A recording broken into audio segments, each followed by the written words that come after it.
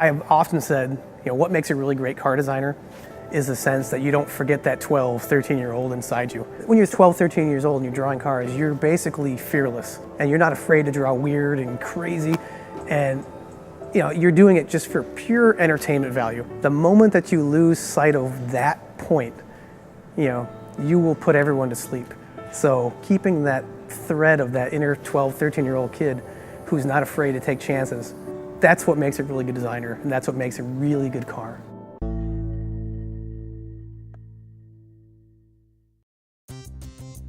Well, this project to develop this new Toyota sports car was developed at Calty. The idea came from us. There really is not an iconic sports car in the Toyota brand right now. Lexus introduced LFA, really great car, exotic sports car, supercar, and Scion has FRS, but the Toyota brand has nothing. So we really wanted to fix that and try to find a great solution for what we would call a true sports car, and at the high performance end.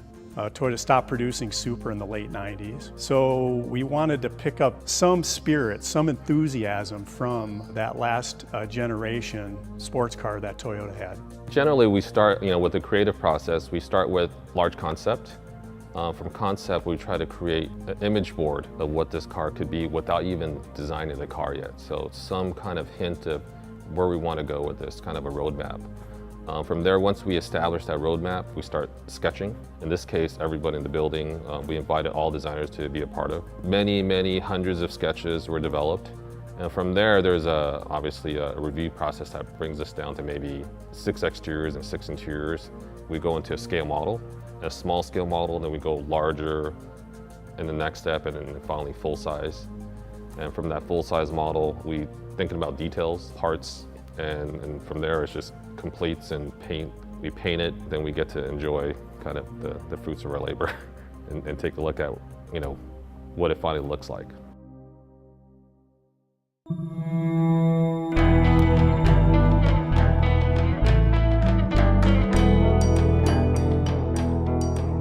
The name is FT1, it's a Future Toyota #1. The intent is to really show what Toyota could do in terms of sports car.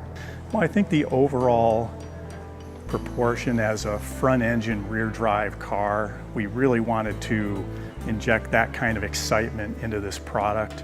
Supra and the entire lineage of the 2000 GT they were always straight sixes. And while we're not saying what engine's going in this car, we wanted it to give the impression anyway that it's in the lineage of that straight six motor. So there's a long dash to axle. Cabin architecture is very snug and tight. The track is out really wide and engine set low. I think those are all key attributes of not only the last generation Supra, which I think is the most iconic Supra, and also the Toyota 2000 GT. So the inspiration for the vehicle, a lot of it came from understanding the fact that we're trying to create an authentic sports car. We wanted to kind of employ the things that to be realistic and believable for a vehicle of this type. You create your own unique design alchemy for the interior that provides, I think, a completely unique taste for the viewer. The steering wheel is kind of the first piece of this kind of information setup that we have. There's a small screen on top that actually has your shift light, it has your prindle that runs through, and it has your modes. We have 2 controllers, 1 per side, and the idea is that you can drive this car at speed and then still operate kind of the functions that you need to for a real car, not just for racing. The heads-up display, we call it the HUM heads-up meter. We tested out some heads-up displays on fighter jets. We kind of got the idea that this is clearly kind of the best way to go. They're not constantly looking down, they need to be looking ahead. Well, you want to be keeping your eyes on the track in front of you, so all of the meters should be directly out ahead of you. FT1 has kind of unique interior architecture. We call it the slingshot architecture. So the idea is that when you're sitting in the seat, which is an unusual design unto itself, you're actually the projectile in that design. The seating design is very purpose-built, very much like the interior. There's only soft padding kind of where you need it. Everything else is hard shell.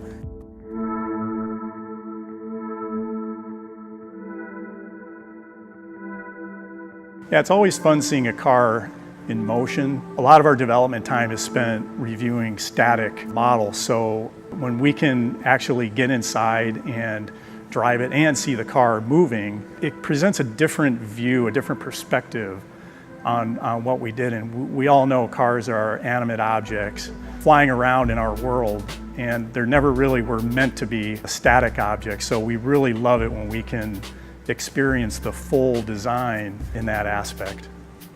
When we see it in person at the end, I think that's kind of the icing on the cake for all the designers, that if we did the right thing, and I think that in this case it was pretty stunning. Hopefully, you know, it gets people's kind of blood, you know, temperature kind of up and excited about.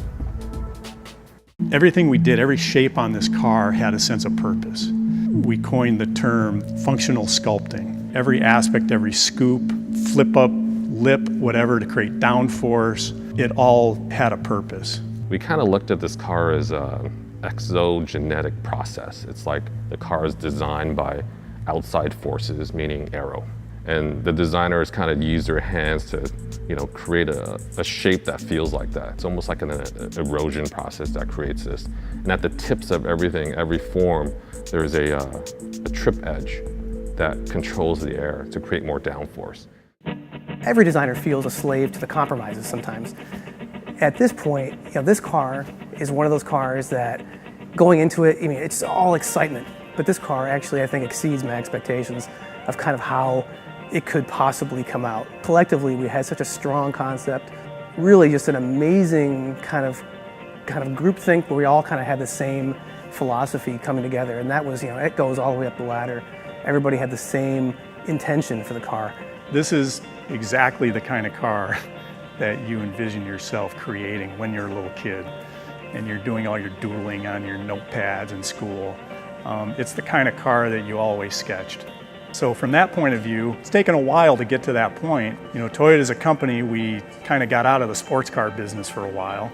We're trying to re-engage our excitement and our fun to drive the aspects of our vehicles. So from that point of view, I'm really thrilled that we're able to jump back into these kind of projects. We want this car. You know, we want this in our garage. We want to wash it, we want to touch it, and we could say we're a part of this big project that hopefully has a lot of historical value to bring back a sports car in the Toyota brand. I think that's kind of the big goal, you know, from our perspective. But mainly, you know, from a selfish perspective, I want this car in my garage. I think people are going to be really surprised to see this car. It's been a long time since we've had a sports car of this magnitude, a proposal that we've thrown out there and said, hey, what about this? When this car rolls out, it'll probably be dark, maybe the headlights will be on, maybe you can pick up a bit of the silhouette of the car and you understand immediately what kind of animal this is. And that's when the reaction starts. I think if we can achieve that, then it's pretty successful.